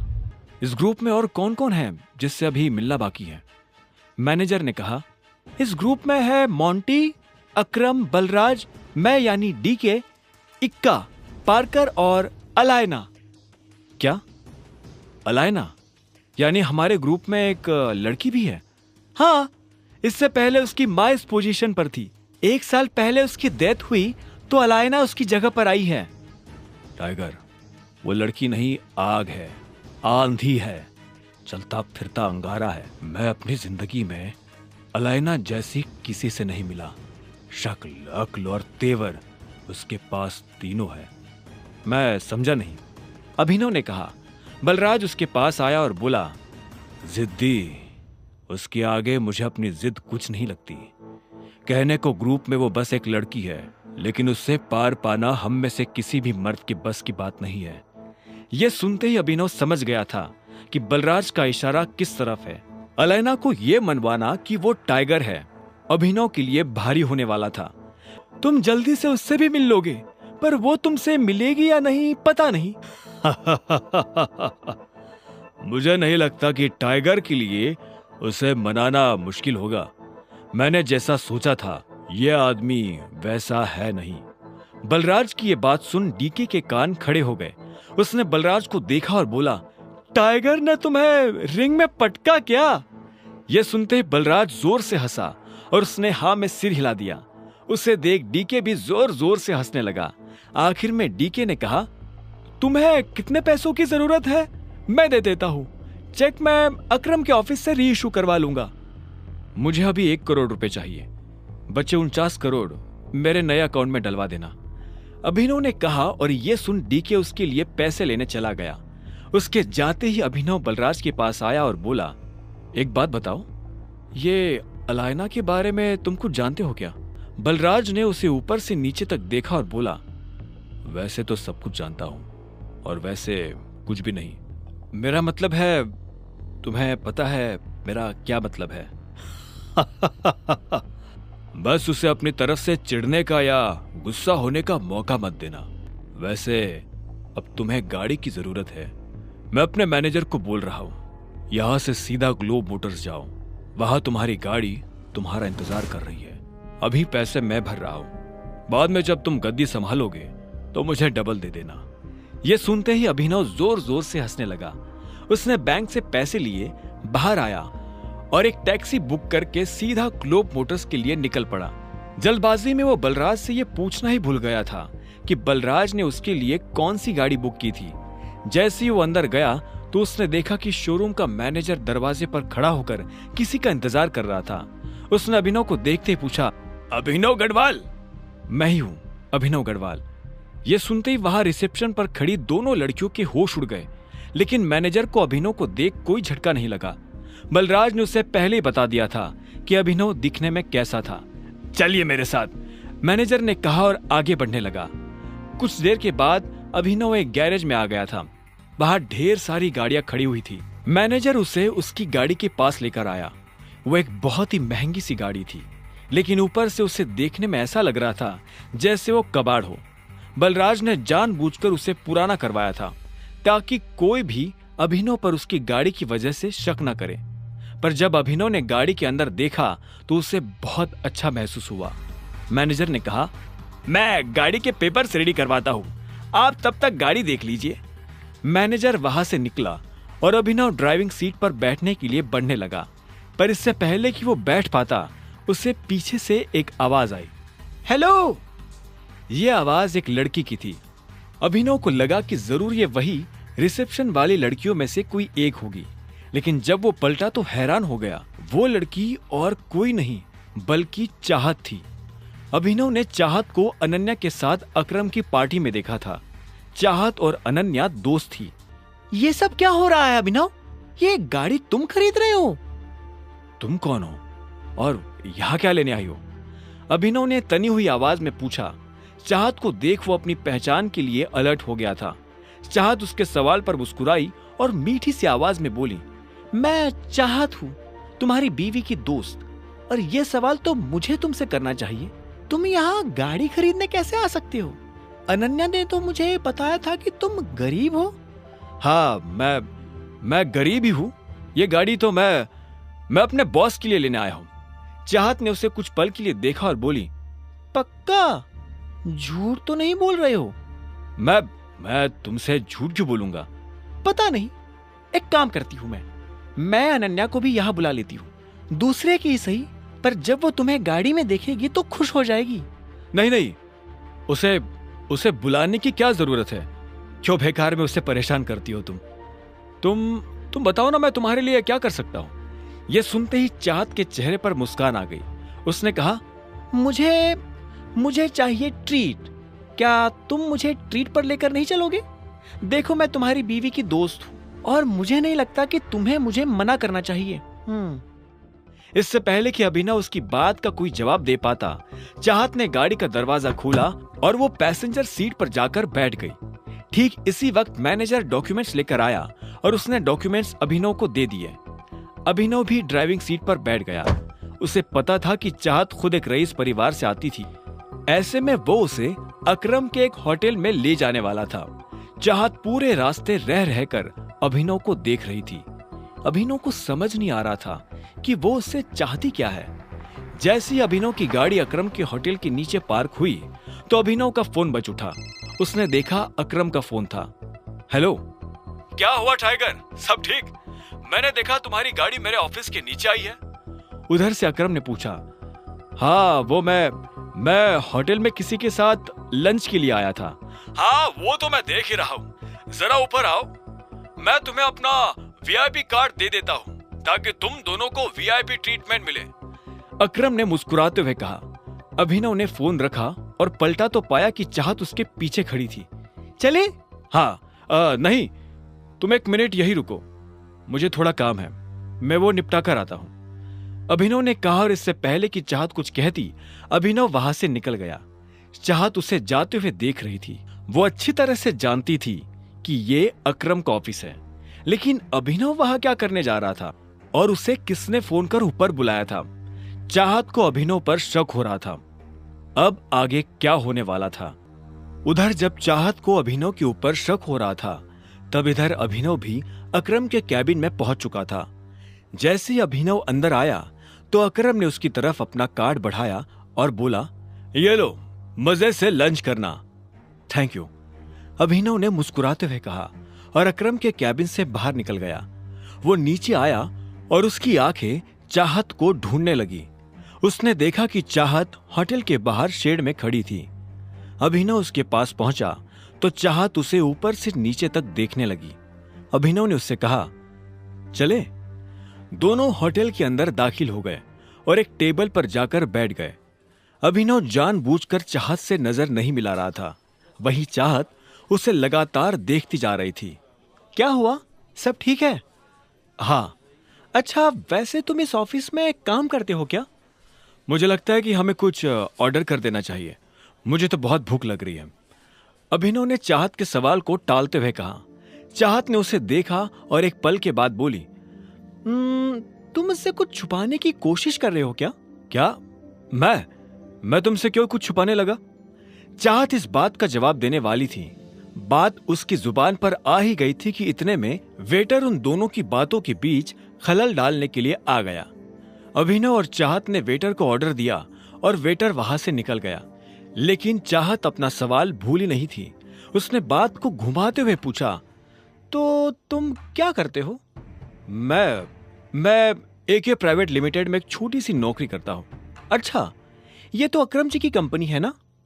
अभिनव ने जवाब में हाँ में सिर हिला दिया। इससे पहले कि चाहत आगे कोई सवाल करती, इतने में एक लड़का चाहत के बगल में आकर खड़ा हुआ और बोला, हेलो गॉर्जियस। चाहत ने पलटकर देखा तो पाया कि एक सुंदर सा लड़का फॉर्मल्स पहनकर उसके पास खड़ा था। जैसे उसकी नजर चाहत से मिली तो उसने कहा, यू आर सो ब्यूटीफुल। मैं आना तो नहीं चाहता था, लेकिन मेरा मन नहीं माना। क्या मैं तुम्हें एक बढ़िया सी ट्रीट ऑफर कर सकता हूं? उस लड़के ने कहा। उसकी आंखों में एक शरारत भरी मुस्कान नजर आ रही थी। चाहत उसकी नीयत समझ चुकी थी और अभिनव को भी यह समझ आ गया था कि वो किस नीयत के साथ यहां खड़ा था। ऐसे में उसने भी लड़के को टालने के लिए गंभीरता से कहा, तुम्हें नजर नहीं आ रहा? वो पहले ही मेरे साथ डेट पर है। उस आदमी ने अभिनव की तरफ देखा और बोला, ओह अच्छा, मुझे तो लगा कि तुम इसके छोटे भाई हो। पर चलो, अब जब तुमने बता ही दिया है कि तुम इसके साथ डेट पर आए हो, तो मैं तुम्हें बहुत प्यार से कह रहा हूं, निकल लो। ये सुनकर अभिनव को बुरा लगा, लेकिन उसने कुछ नहीं कहा। तुम इतनी सुंदर हो, तुम्हें देखकर लगता है कि तुम किसी वेल टू डू फैमिली से आती हो। डोंट माइंड, लेकिन तुम्हें इस तरह के लड़कों के साथ डेट पर नहीं आना चाहिए। Standard is important, right? तुझसे किसी ने कहा ज्ञान देने को? अभिनव ने बीच में आते हुए कहा। उस लड़के ने अभिनव को घूरते हुए देखा और फिर से चाहत की तरफ देखकर बोला, तुम प्लीज मेरे साथ आओ, ट्रस्ट मी, मैं तुम्हें कोई प्रॉब्लम नहीं होने दूंगा। तो इतने में अभिनव अपनी जगह पर खड़ा हुआ और उसने उस लड़के का कॉलर पकड़ लिया। अरे अरे ये क्या हो रहा है? अरे ये क्या कर रहे हो? छोड़ो उसे। हर कोई अभिनव की इस हरकत को देखकर हैरान हो गया।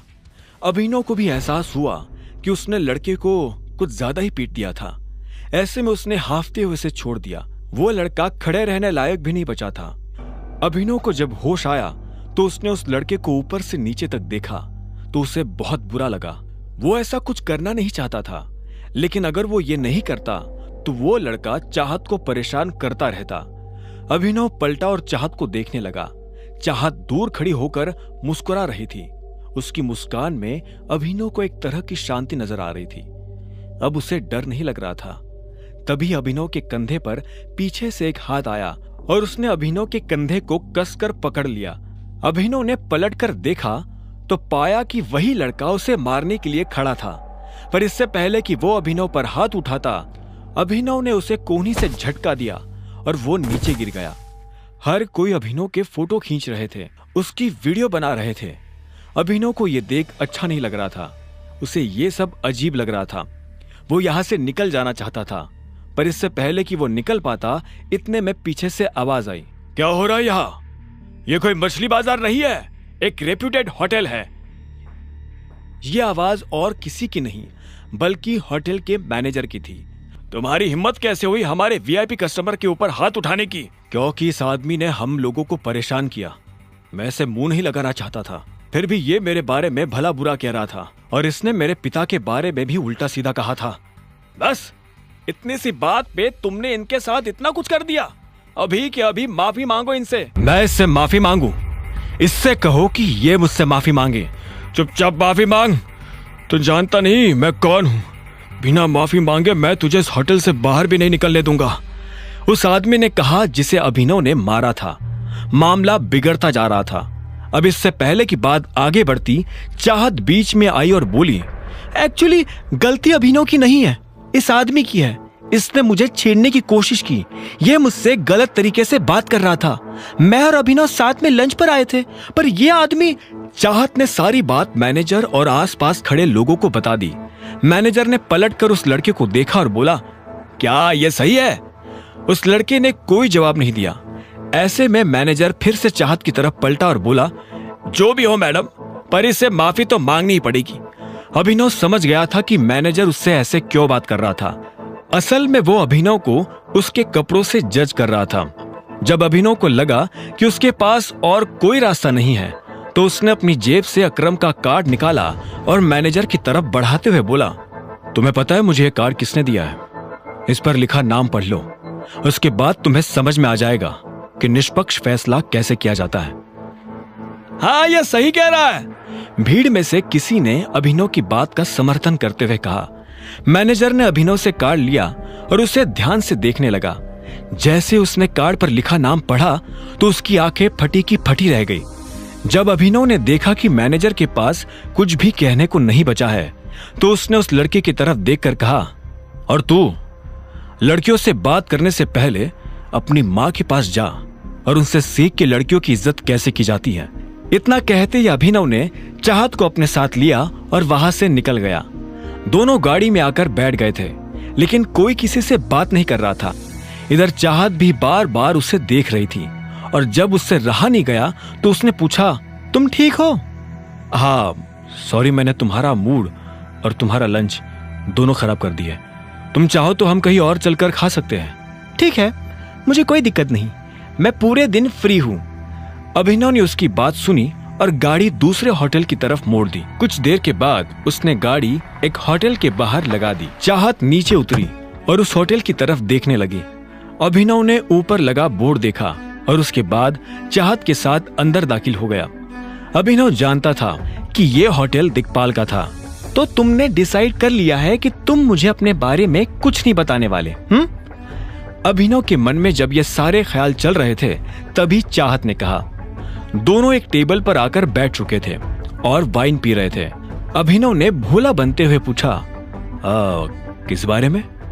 असल में वो समझ गया था कि चाहत के मन में यह शक की सुई क्यों घूम रही थी।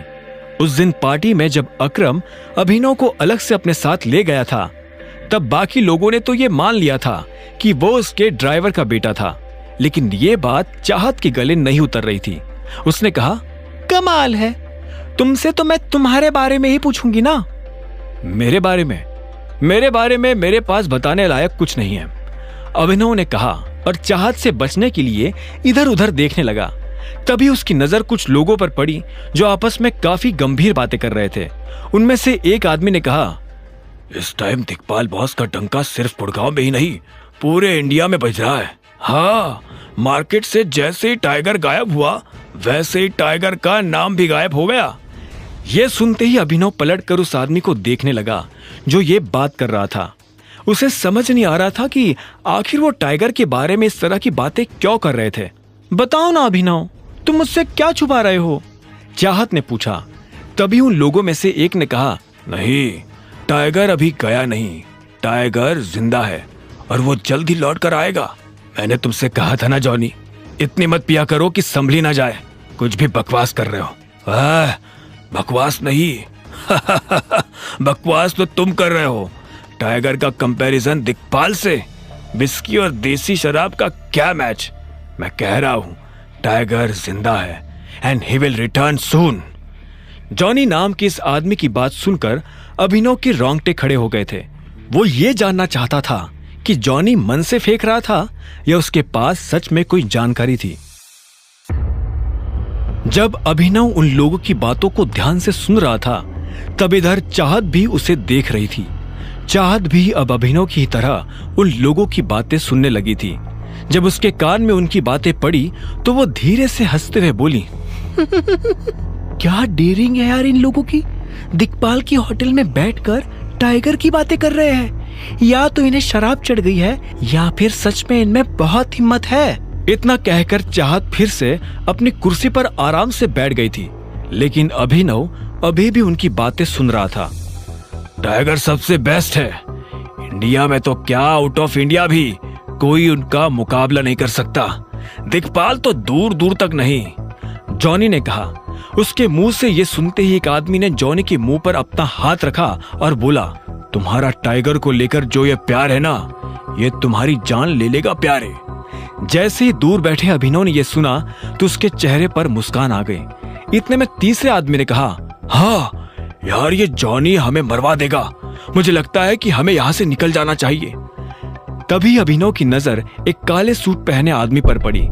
उसने आंखों पर चश्मा लगा रखा था और काफी देर से उन तीनों को देख रहा था। जैसे ही वो तीनों आदमी अपनी जगह से उठकर वहां से बाहर निकले, वो आदमी भी उनके पीछे पीछे जाने लगा। जब वो अभिनव के बगल से निकला तो अभिनव ने देखा कि उसके पास एक बंदूक थी। अभिनव को यह समझने में देर नहीं लगी थी कि वो दिक्पाल का आदमी था। अभिनव को यह भी समझ में आ गया था कि कुछ ही देर में उन तीनों लड़कों के साथ यह आदमी क्या करने वाला था। अभिनव! जब अभिनव अपने ख्यालों में खोया हुआ था तभी चाहत ने चिल्लाते हुए कहा और उसे उसके ख्यालों से बाहर निकाल दिया।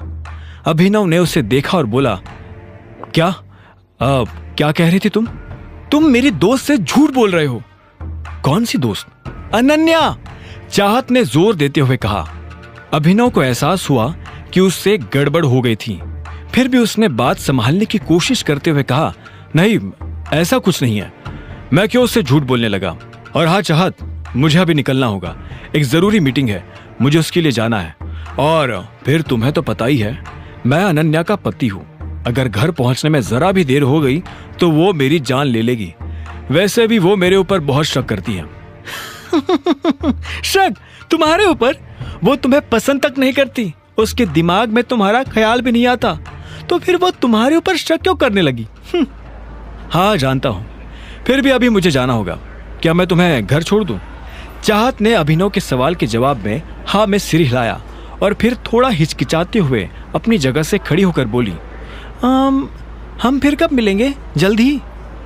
अभिनव ने इस बात का कोई जवाब नहीं दिया और चाहत के साथ होटल से बाहर आ गया। जब वो बाहर निकला तो उसने देखा कि जॉनी और उसके साथी पीछे की तरफ भाग रहे थे।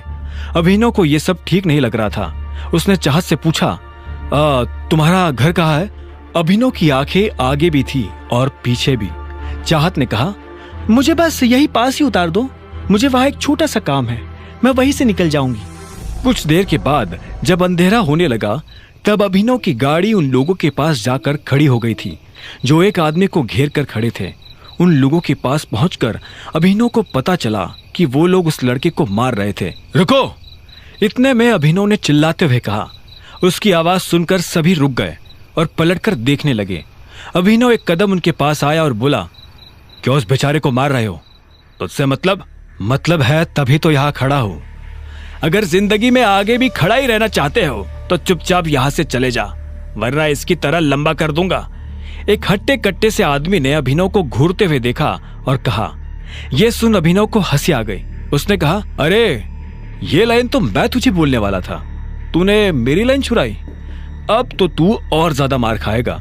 अभिनव के मुंह से ये बात सुनकर उन लोगों को और ज्यादा गुस्सा आ गया। उन लोगों का लीडर आगे आया और बोला, यारे हीरो बन रहा है क्या? है?